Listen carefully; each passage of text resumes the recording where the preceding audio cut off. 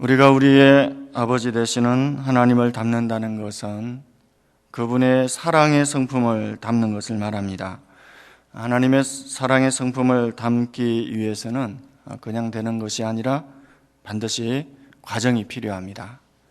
그 과정은 베드로후서 1장 5절 이하에 나오는 말씀처럼 믿음의 덕의 지식을, 지식의 절제를, 절제의 인내를, 인내의 경건의 형제의 우애를, 형제의 우애의 사랑을 더하는 것입니다. 이 8가지 덕목은 세 부분으로 나눌 수 있습니다. 믿음과 덕과 지식까지를 기초 과정으로 볼 수 있고요. 그 다음 절제와 인내, 그리고 그 다음 경건과 형제의 우애와 사랑, 이렇게 세 부분으로 나눌 수 있습니다. 믿음과 덕과 지식에 대해서는 제가 한번 말씀을 드렸는데, 여기서 지식은 말씀을 말합니다. 말씀은 하나님께서 우리에게 원하시는 삶이 무엇인지, 또 하나님께서 기뻐하시는 그 삶의 내용이 무엇인지 우리에게 다 가르쳐 줍니다. 그래서 말씀은 씨와 같은 것입니다. 이 말씀의 씨가 우리 마음밭에 떨어졌는데 씨만 떨어지면 아무 소용이 없습니다. 이제는 이 씨를 가꾸기 위해서 물도 주고 양분도 주는 가꾸는 수고가 꼭 필요하죠. 바로 이것이 절제와 인내라는 것입니다. 절제와 인내를 통해서 우리의 마음과 인격에서 하나님의 말씀이 열매를 맺게 되는데, 그 열매가 바로 경건과 형제 우애와 사랑이라고 할 수 있습니다. 여러분, 경건이라고 하는 것은 이제 우리가 하나님을 조금 닮게 되었다, 그런 뜻입니다. 우리의 인격에서, 또 우리의 삶을 통해서 하나님을 닮은, 예수 그리스도를 닮은 그런 모습이 이제 조금 나타나지게 되었다는 그런 의미죠. 오늘은 절제와 인내가 무엇인지, 그것이 어떻게 우리 안에서 하나님의 성품을 이루어 가는지에 대해서 좀 말씀을 드리려고 합니다. 먼저 절제에 대해서 말씀을 드리면, 절제는 사전적인 의미로는 정도에 넘어가지 아니하도록 알맞게 조절하고 제한하는 것, 그런 의미가 있죠. 옛날 그리스 스토학파라고 하는 그런 철학 학파가 있었습니다. 이 학파의 수장으로 있었던 제논이라고 하는 사람이 자기 제자 중에 허영이 심하고 사치가 심하고 무절제한 그런 사람이 있다는 소문을 듣고 이제 그 제자를 불러서 훈계를 합니다. 그래서 그 제자가 하는 말이, 저에게 그만큼 넉넉한 돈이 있어서 제가 그만큼 감당할 여유가 되니까 그렇게 하는 것인데 무엇이 문제가 되겠습니까? 그렇게 반문합니다. 그때 제논은 이런 말을 하죠. 소금이 많이 있다고 요리사가 요리할 때에 소금을 잔뜩 집어 넣어도 괜찮다는 말이냐. 자, 그렇게 그를 훈계했습니다. 여러분, 절제라고 하는 것은 부족하거나 모자라기 때문이 아니라 넉넉하고 풍족하지만 알맞게 조절하고 스스로 삼가하는 것, 그것을 절제라고 말하는 것입니다. 사람이 절제하는 일에 실패하면 많은 문제가 발생하게 되죠.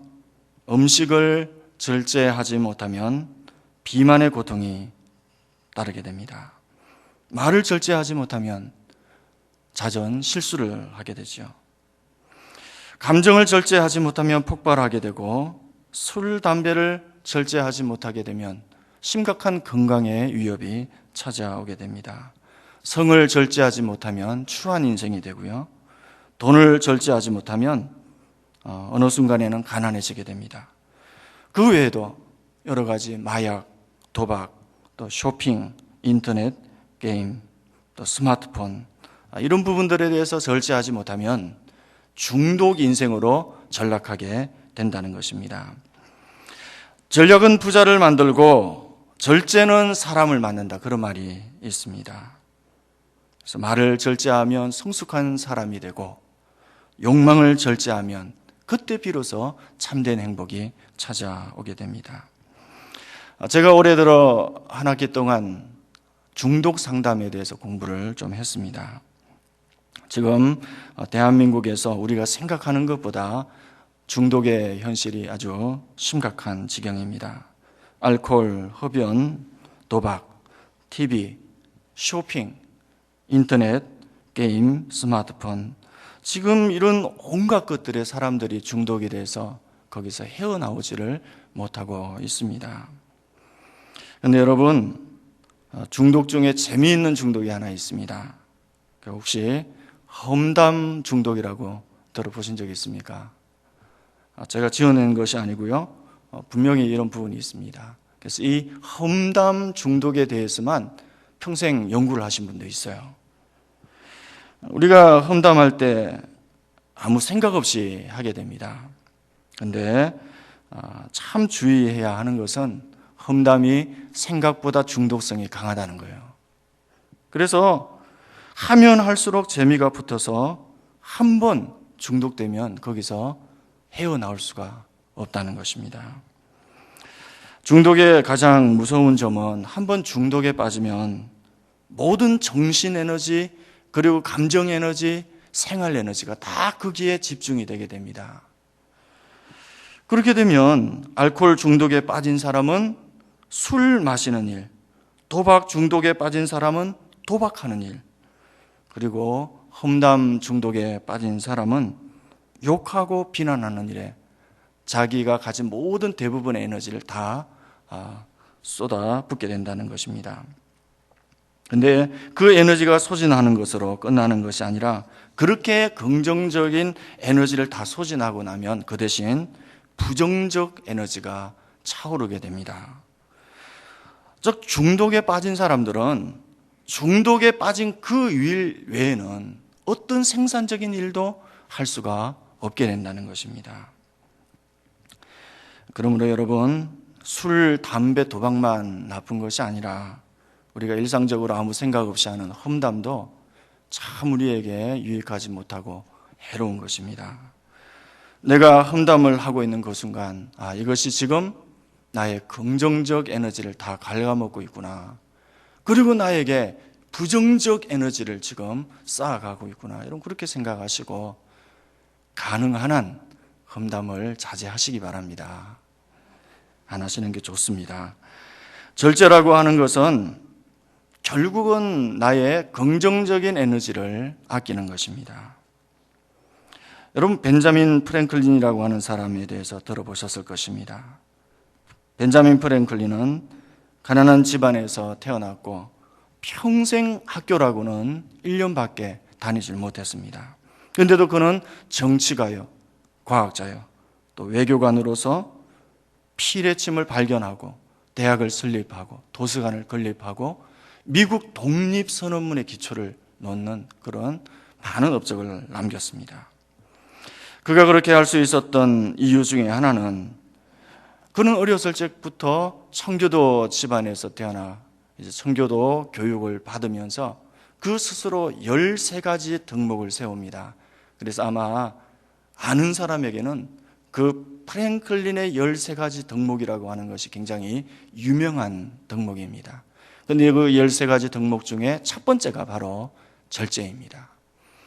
그는 평생 이 13가지 덕목을 세우고 그것을 변함없이 지켜갔다는 거죠. 사도 바울도 고린도전서 9장 25절 말씀에 이기기를 다투는 자마다 모든 일에 절제하나니 그들은 썩을 승리자의 관을 얻고자 하되 우리는 썩지 아니할 것을 얻고자 하노라. 그렇게 말씀했습니다. 이기기를 다투는 자마다 모든 일에 절제하나니, 우리가 하나님의 말씀을 받고 그 말씀대로 순종하며 살아가기를 원한다고 할지라도 우리가 가지고 있는 에너지를 우리가 육신의 욕심을 위해서 다 소진해버리면 비록 우리가 그런 마음이 있다 할지라도 하나님 말씀에 순종하고 살아갈 수 있는 더 이상의 힘이 우리에게 남아있지 않다는 것입니다. 그래서 지식에 절제를 다하라라고 했을 때 여러분, 이 지식이 말씀이라고 했죠. 말씀의 핵심은 결국 하나님을 사랑하고 이웃을 사랑하는 것, 하나님을 사랑하고 이웃을 섬기는 것입니다. 그런데 우리가 가지고 있는 에너지를 우리의 육신을 위해서 또 다른 일에 다 소진해버리면 우리는 결코 하나님을 섬기고 이웃을 섬기는 일에, 즉 영적인 일에 있어서는 승리자가 될 수 없다는 것을 기억하실 수 있기를 바랍니다.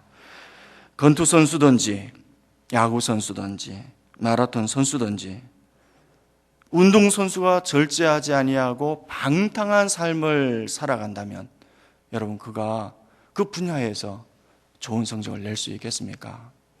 저는 어떤 분야에서 탑이 되고 또 그 분야에서 두각을 나타내는 사람치고 자기와의 싸움에서 실패했다고 하는 그런 사람을 들은 적도 없고 본 적도 없습니다. 오늘 야고보서 1장의 말씀을 보면 여러분 두 가지 시험의 의미가 나오고 있습니다. 2절 말씀에 내 형제들아 너희가 여러 가지 시험을 당하거든 온전히 기쁘게 여기라. 그렇게 2절 말씀에서 시험에 대해서 이야기하고 있고 또 12절 말씀에 시험을 참는 자는 복이 있나니 이는 시련을 견디어낸 자가 주께서 자기를 사랑하는 자들에게 약속하신 생명의 면류관을 얻을 것이기 때문이라. 그래서 12절 말씀에도 이 시험이라고 하는 단어가 나옵니다. 여기서 먼저 2절에 나오는 시험은 영어로 하면 테스트 또 트레이닝 그런 훈련의 의미가 좀 더 강하게 내포되어 있습니다. 물론 이 원어를 분석을 해보면 2절에 나오는 이 시험이라는 의미도 유혹이라고 하는 의미가 내포되어 있지만 조금 더 테스트 또 트레이닝 그런 훈련과 시험의 의미가 더 강하게 기울어져 있다고 할 수 있습니다. 그리고 12절에 나오는 시험은 영어로 temptation, 유혹하다라고 하는 그런 의미가 강하게 내포되어 있습니다. 그래서 여러분 2절에 나오는 시험은 인내와 관계가 있고 12절에 나오는 시험은 절제와 관계가 있습니다.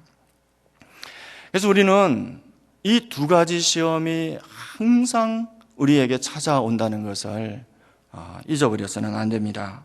첫 번째는 우리가 하나님 말씀대로 살아가지 못하도록 우리의 모든 에너지를 육신의 욕망을 위해서 소진하게 하는 그런 유혹의 시험이 늘 우리에게 찾아온다는 것입니다. 이 시험을 당할 때 우리에게 필요한 것이 절제입니다. 우리는 모든 부분에 있어서 절제하고 그래서 우리에게 있는 그 에너지로 하나님과 이웃을 섬기며 말씀에 순종하는 삶을 살아갈 수 있어야 된다는 거죠. 그래야지 우리가 하나님의 성품을 이루어갈 수 있습니다. 그리고 두 번째는 하나님의 뜻이 우리 가운데 이루어지기 위한 훈련과 시련의 시험이 있습니다. 여러분 이 시험에 대하여 필요한 것은 하나님의 뜻이 우리 가운데 이루어지기까지 길이 참고 인내하는 것입니다. 우리에게서 하나님의 말씀이 이루어지는 것은 이제 다시 자세하게 말씀을 드리겠지만 결코 하루아침에 이루어지는 것이 아닙니다. 많은 시간이 필요하고 또 많은 수고와 많은 노력이 있어야 되는 부분입니다. 하루아침에 결코 이루어지는 것이 아니기 때문에 반드시 우리가 길이 참고 또 참는 그런 기다리는 인내가 우리에게 있어야 된다는 것이죠. 그래서 이 두 가지 시험을 잘 구분하시고 이 테스트로서의 시험에서는 인내가 필요하고요. 그리고 템테이션으로서의 시험에는 절제가 필요하다라고 하는 것을 기억하시면 되겠습니다. 이제 인내에 대해서 좀 더 자세하게 말씀드리면 이스라엘 백성들이 애굽에서 나올 때는 그저 나오기만 하면 바로 가나안에 들어갈 줄로 그들이 생각했지요. 그러나 그렇지 않았습니다. 가나안에 들어가기 위해서 그들은 40년의 광야 생활을 해야만 했습니다. 40년 광야 생활의 시련과 훈련이 끝나고 나서야 비로소 그들은 가나안으로 들어갈 수 있었습니다. 사도행전에서 서대반 집사님은 순교하기 직전 성령이 충만한 얼굴로 하나님의 영에 강하게 붙들려 마지막 1장 설교를 합니다. 자기를 향하여서 그 살기등등한 이스라엘 백성들을 향하여서 이런 설교를 하지요. 근데 바로 그 설교 중에 그가 이 광야 회중을 가리켜 사도행전 7장 38절에서 에클레시아라고 하는 단어를 사용합니다. 즉 광야 교회라고 말한다는 거죠. 이 광야 교회라고 하는 말은 신약 성경에서 유일하게 이 대목에서만 딱 한 번 나오는 그런 용어입니다. 그래서 여러분, 교회의 가장 중요한 근본적 속성 중 하나가 무엇인가 하면 교회는 바로 광야 교회라는 것입니다. 오래전에 이스라엘 백성들이 가나안에 들어가기 위해서 광야 생활을 했던 것처럼 오늘날 우리 역시도 하나님의 부름을 받고 장차 그 가나안에 들어가기 위해서 바로 이 광야 교회에서 지금 광야 생활을 하고 있다는 것입니다. 왜 우리가 광야 생활을 하는 것이죠? 바로 우리의 옛사람, 이 옛사람을 벗어버리고 새 사람을 입기 위함입니다. 우리는 애굽, 즉 세상을 말하죠. 그 애굽에서 부름을 받고 이제 홍해를 건너는, 즉 이것을 신약 성경은 세례라고 말합니다. 그래서 신분적으로는 이미 하나님의 백성이 되었습니다. 그러나 정신적으로는 우리는 여전히 세상에 속한 옛사람입니다. 그러므로 가나안에 들어가기 위해서는 이제 하나님의 사람으로 또 다른 훈련을 반드시 받아야 한다는 것이죠. 먼저 이 훈련에 대하여 하나님께서 정하신 시간이 40년입니다. 여러분, 우리는 이 부분을 아주 의미 있게 받아들일 수 있어야 됩니다. 결코 짧은 시간이 아니라는 거죠. 10년도 짧은 시간이 아닌데 40년은 우리에게는 제법 길고 긴 시간이라고 할 수 있습니다. 즉 이 40년의 훈련을 견디고 또 참아내기 위해서는, 그리고 무사히 이 훈련을 마치기 위해서는 반드시 필요한 것이 인내라는 것입니다. 하나님은 왜 이렇게 오랜 시간 우리를 훈련하시는 것입니까? 좀 그 기간을 단축해 주실 수는 없는 것일까요? 그런데 이스라엘 백성들만 40년이 걸린 것이 아니고 지도자 모세도 40년이 걸렸습니다. 그럼 그렇게 혈기왕성하고 당당하고 자기 마음에 들지 않는다고 당장에 그 애굽 사람을 때려 죽였던 바로 그 모세를 하나님께서 미디안 광야로 몰아넣으시고 그 처갓집에서 40년 동안 양을 치게 하면서 낮추시고 낮추어서 이제 하나님께서 좀 쓰실 만한 사람으로 그를 만들어내시는데 40년이 걸렸습니다. 우리를 만드신 분이 하나님이시죠. 하나님께서 우리에 대해서 가장 잘 아시지 않겠습니까? 그 하나님께서 우리를 훈련시키시고 변화시키시는데 이 40년이라고 하는 시간을 정하셨기에 우리가 뭐라고 할 수가 있겠습니까? 옛날 이야기 중에 이런 이야기가 있습니다. 한 부자 양반집에 아들이 있었는데 하필이면 너무 가난하고 어렵게 사는 농민의 딸에게 첫눈에 반해서, 물론 집안에서 반대가 극심했겠죠. 많은 우여곡절을 겪고 끝끝내 결혼을 하게 되었습니다.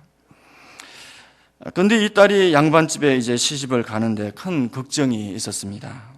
평생을 한 번도 양반의 법도를 모르고 생활을 해왔는데 이제 양반집에 시집을 가서 어떻게 살아야 하는가 이제 걱정을 하는 것입니다. 자, 그때 어머니가 딸에게 가르쳐 주는데, 얘야, 양반 법도라고 하는 게 별거 아니다.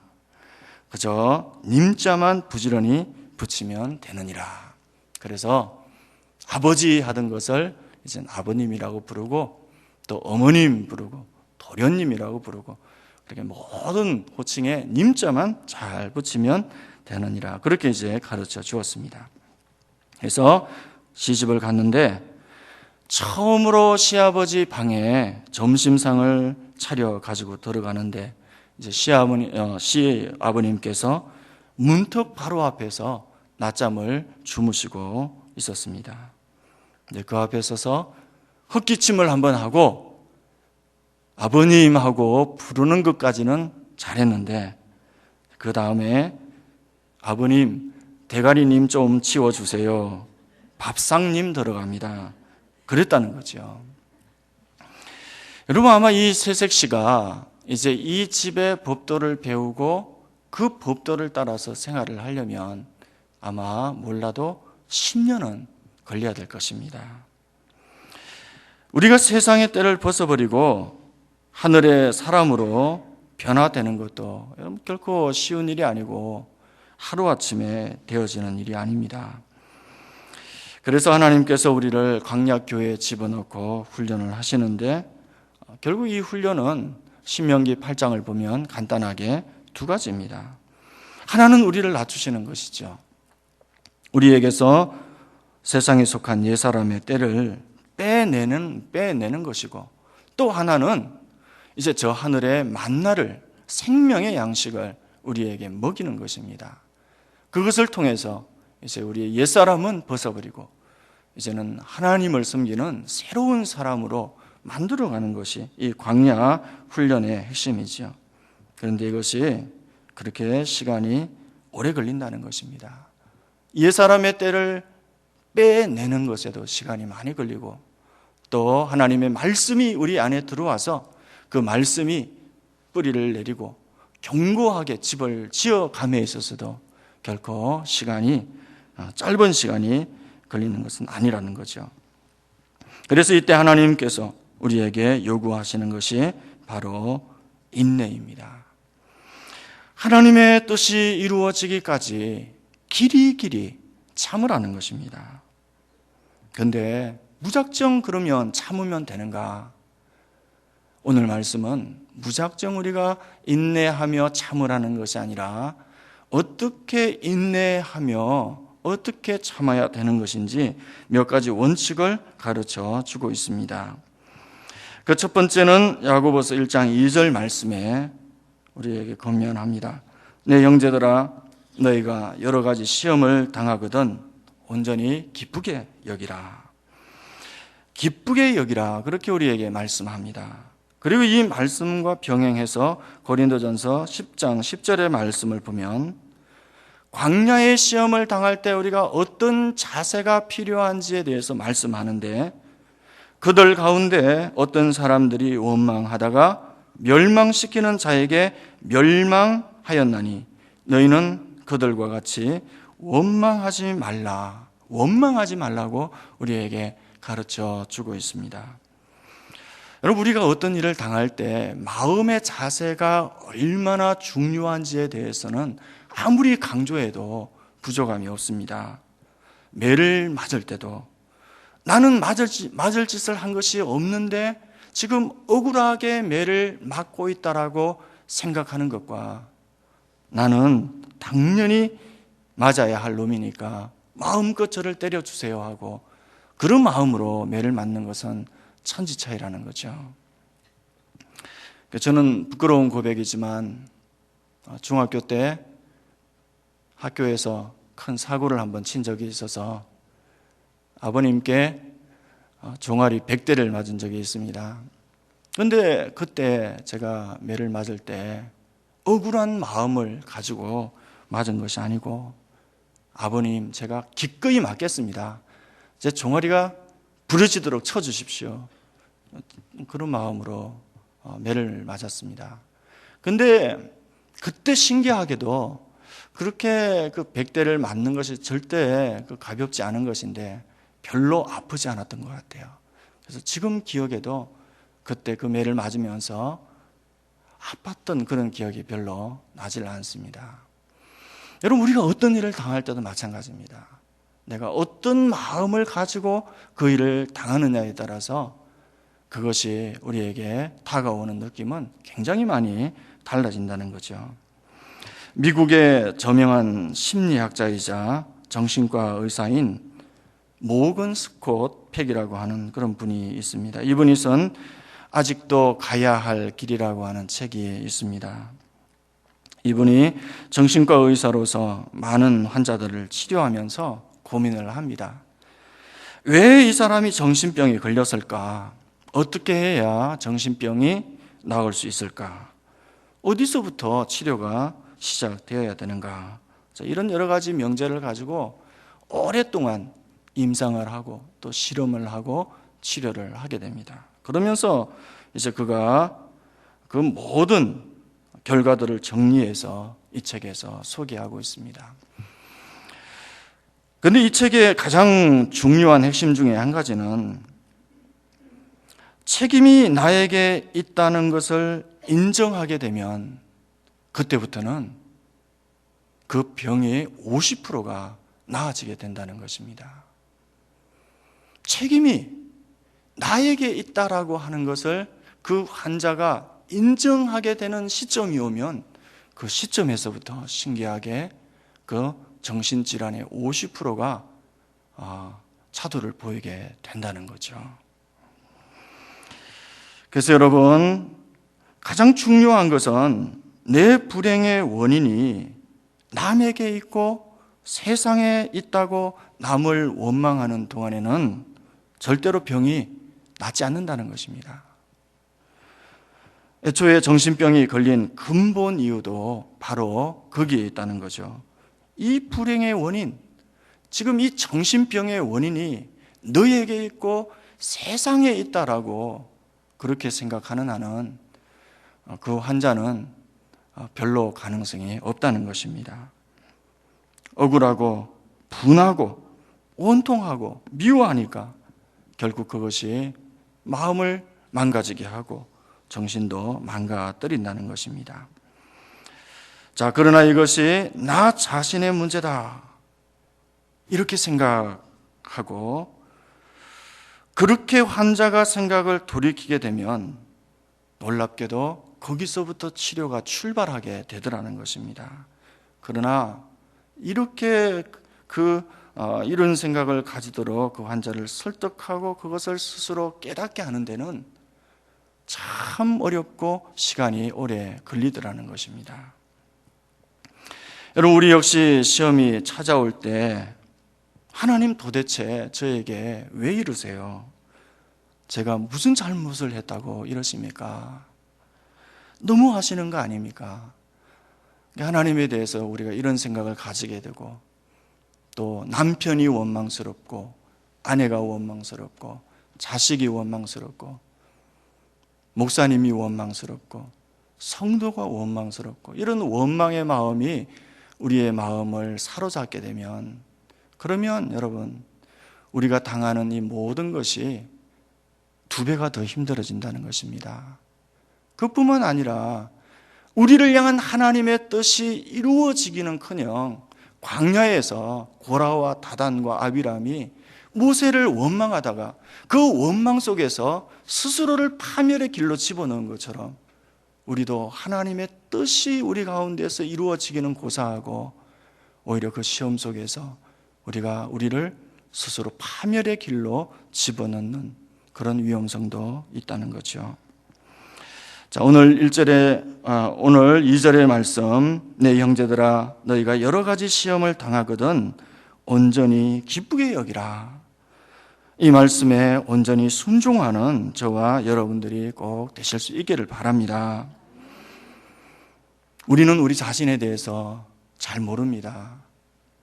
어떤 분은 다 버렸지만 아직 돈에 대한 욕심을 버리지 못했고 또 어떤 분은 다 버렸지만 아직 명예의 욕심을 버리지 못했을 수 있습니다. 그래서 아직도 자기를 알아달라고 자기를 내세우고 있습니다. 여러분, 우리는 아직도 내 안에 무엇이 더 남아있는지 잘 모른다는 거죠. 이순신 장군께서는 신에게는 아직 12척의 배가 남아있나이다 그렇게 말씀하셨지만 우리는 하나님을 향해서 이렇게 고백해야 됩니다. 하나님, 저에게는 아직도 12개의 가시가 남아있습니다. 그게 뭔지는 잘 모르지만 분명히 남아있다는 거죠. 오늘 야고보서 3절의 말씀을 여러분 보시면 이는 너희 믿음의 시련이 인내를 만들어내는 줄 너희가 알미라. 자, 또 한 가지 우리에게 인내의 원칙에 대해서 말씀해 주고 있습니다. 이 3절의 말씀은 우리가 당하는 시련은 믿음의 눈으로 받아들일 때만 인내할 수 있다는 것입니다. 즉 세상 사람들처럼 이것이 재수가 없고 운이 나빠서 다른 사람한테 가야 될 것이 나에게 왔고 내가 당하게 되었다고 그렇게 생각하는 것이 아니고 이 일이 하나님께서 허락하신 것이고 고린도전서 10장 13절의 말씀처럼 사람이 감당할 시험 밖에는 너희가 당한 것이 없나니 오직 하나님은 미쁘사 너희가 감당하지 못할 시험 당함을 허락하지 아니하시고 시험 당할 즈음에 또한 피할 길을 내사 너희로 능히 감당하게 하시느니라. 이렇게 하나님의 미쁘심을 우리가 온전히 신뢰할 때 우리는 어떤 시련도 감당할 수 있는 인내를 얻게 된다는 것입니다. 이제 그리고 4절의 말씀을 보시면 인내를 온전히 이루라. 이는 너희로 온전하고 구비하여 조금 더 부족함이 없게 하려 함이라. 여러분, 우리 한국 사람들 성격이 좀 급하죠. 그래서 우리는 하나님께 기도할 때도 그렇게 기도합니다. 하나님, 저는 인내가 참 부족합니다. 저에게 인내를 주세요. 오늘 당장 주세요. 우리 이렇게 기도합니다. 여러분, 성경은 우리에게 온전한 인내를 이루라고 권면합니다. 그래야 온전한 사람이 된다고 하죠. 인내는 하나님의 성품인 그 사랑의 성품에서도 가장 기초가 되는 요소에 해당이 됩니다. 즉 인내하지 못하면 우리는 누구도 사랑할 수 없게 됩니다. 여러분, 우리는 그렇습니다. 조금 사랑하다가 열불이 터지고 또 조금 사랑하다가 폭발하고 그리고 이제는 지긋지긋하다고 실망했다고 이제는 절망이다, 이제는 끝이다, 그런 말을 우리는 서슴지 않고 내뱉습니다. 그런데 만약 하나님께서 진적에 우리를 향해서 이렇게 대하셨다면 여러분, 이 자리에, 지금 이 자리에 설 수 있는 사람이 과연 누가 있겠습니까? 여러분, 잘 기억하실 수 있기 바랍니다. 시련은 우리에게서 옛사람의 때를 벗기고 말씀으로 새 사람을 만들어가는 그 연단의 과정이기도 하지만 그 시련 중에 인내하는, 즉 참아내는 그 인내의 힘, 인내력 자체를 습득하는 과정이기도 하다는 것입니다. 그래서 인내할 수 없으면 우리는 누구도 사랑할 수 없습니다. 남편을 사랑할 수 없고 아내를 사랑할 수 없고 자식을 사랑할 수 없고 성도를 사랑할 수 없습니다. 여러분, 인내가 우리에게 갖추어질 때 우리는 비로소 사랑할 수 있습니다. 그러므로 우리에게는 꼭 인내가 필요합니다. 오늘 우리를 향해서 절제와 인내를 갖추기를 원하시고 그 절제와 인내를 통해서 우리 안에 모든 옛사람의 뿌리를 뽑아내고 하나님의 말씀으로 새로운 피조물을 만들어 가시기 원하시는 하나님의 그 귀한 섭리 속에 여러분 절제와 인내를 이루시는 그런 저와 여러분이 꼭 되실 수 있기를 바랍니다. 궁극에는 우리가 하나님처럼 더 온전한 인내의 자리에서 하나님처럼 정말 한 사람이 온전한 모습으로 돌아와서 주님 앞에 서기까지 우리 역시 우리 가족들에 대해서 또 우리 성도들에 대해서 우리 이웃들에 대해서 그들을 향한 온전한 인내의 사랑으로 섬길 수 있는 아름다운 날이 속히 오기를 소망하며 절제와 인내의 삶을 달려가는 저와 여러분 되시기를 축원합니다.